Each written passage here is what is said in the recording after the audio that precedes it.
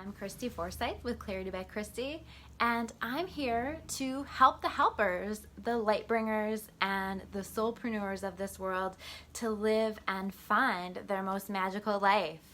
So if that's you, make sure you stay tuned and check out my video and all of the stuff that I'm sharing. So I was reflecting today on this wedding that I have coming up tomorrow, and I've been asked to officiate a wedding.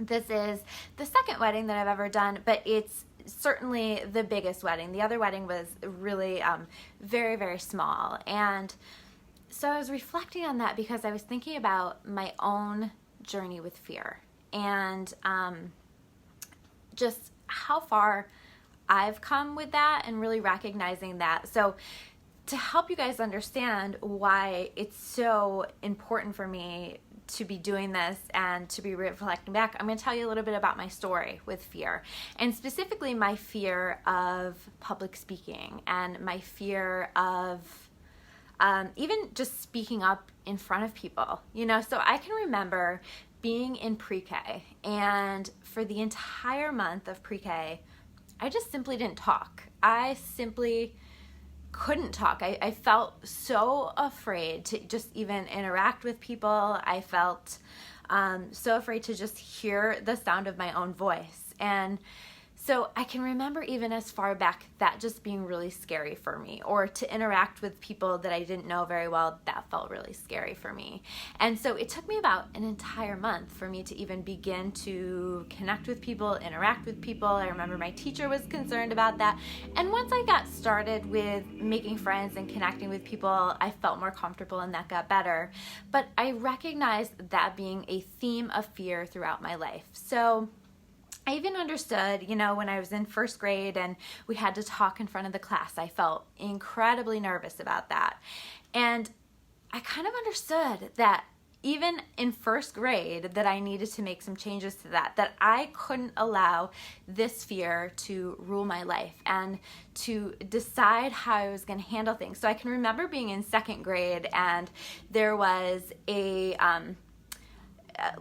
class election. Hi Rob, thanks for watching. There was a class election and it was for Native American princess, I think. And I remember seeing that as an opportunity to push myself, to force myself to speak, because I had to give a speech to be able to run for that. So I remember even in first grade or second grade, feeling like I needed to do that. So I ran and I won. And as the years progressed, I would recognize all of the ways that this would continue to hold me back. I can remember wanting to not sign up for certain college courses because I knew that there would be a speech at somewhere along the way.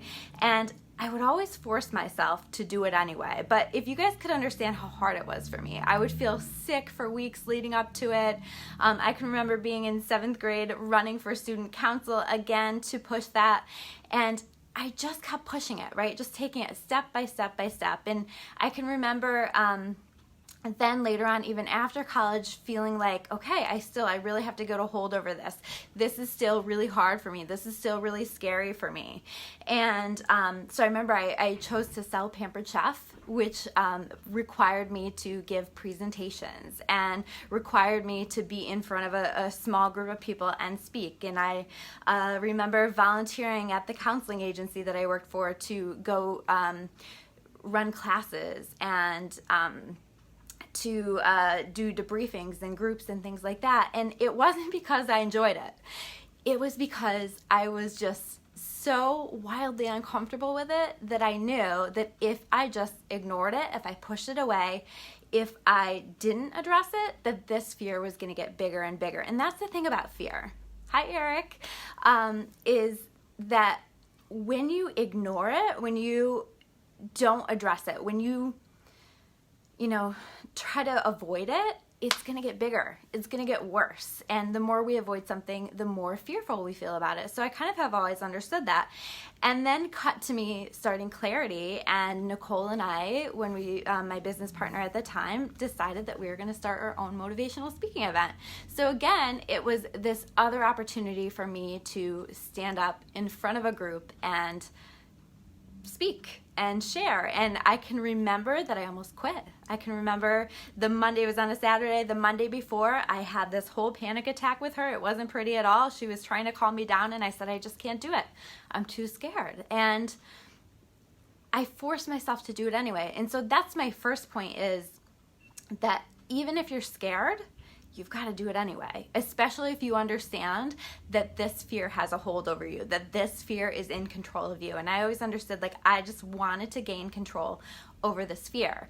And so I kept going with that, right? I just continue to push myself out of my comfort zone. And now we've had 5 speaking events, and last year I wasn't really that nervous, which was great. You know, I was nervous. Absolutely. I always get nervous about it, but it was nothing like the first year. It wasn't, you know, like I was going to have a panic attack beforehand. I just got nervous, but I got up and I did it, and then I felt better afterwards, and I felt really proud of myself. And making videos, suddenly I decided I needed to push myself and start making videos. And so you see, you get the idea that I just kept leveling up with it. I just kept pushing myself more and more, because I think that that's really important, that we not only challenge our fears, but that we keep pushing it, that we keep taking it step by step. And you might have to take little teeny tiny steps, because sometimes things that scare us really, really scare us. And this was a huge fear for me. And so now I'm thinking about this wedding that I have to do. And it's so funny the way that the brain works, because my brain started to go, you know, you really should be nervous about this. You really should be freaking out, you know, weeks leading up to this. And while that thought keeps coming into my brain, my body physically just doesn't feel the same level of anxiety that it once did, you know, not even close. I feel a little nervous, but it's mostly because I just want to do a good job for my friend, you know, and that's really all it is nothing like the weeks of feeling nauseous and stressing and driving all my friends crazy because I'm talking about how nervous I am. Not at all. It's so different. And this is exactly how we challenge our fears and we gain control over our fears. And so we have to take it step by step. And you know, the thing about fear is, like, you're going to feel afraid. Things in life are going to make you feel afraid, and you have to do it anyway.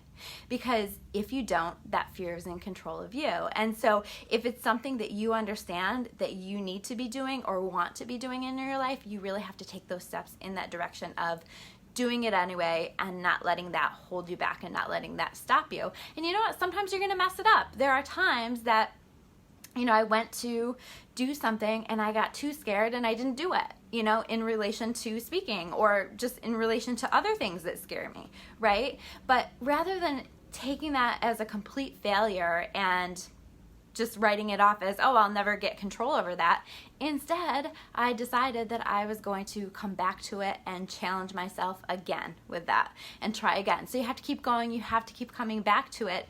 And you also have to take a step back and recognize the progress that you've made. I would love to hear stories from you guys, and feel free to share them in comments about your journey with fear and the ways that you have released fears, and maybe how you have progressively challenged yourself through those fears. I would love to hear all about that, because we need to recognize our progress. We need to celebrate our progress, because when we recognize it, we also understand that, okay, if I could challenge that fear, if I could get a hold of that fear. And for me, public speaking was probably one of my biggest fears that I have ever had. I mean, it was really, really challenging for me. If I can do that, I can challenge just about any fear, except for jumping off a plane. I'm never going to jump off a plane, and I don't feel any need to. I am not a thrill seeker in that way. But you get the point. If it's something that's important to you, if it's something that you do feel this need to get a hold over, I encourage you and I dare you to push yourself. And whether you have to take baby steps or you just really go for it, I really encourage you to do that. So Jessica says jumping out of a plane is awesome. I'll take your word for it. To each their own, Jessica, not my thing. I don't even like roller coasters, but we want to just, I really hope that you guys take on some of your fears today and that you just keep going if you're already en route to getting a hold over those fears, whatever they are, big fears, little fears, whatever. So thank you guys so much for watching today. I'm Christy Forsyth with Clarity by Christy. If you want to learn more about me or about Clarity, you can check me out at discoveryourawakening.com. And thank you guys so much for liking, sharing, subscribing if you're watching this on my YouTube channel.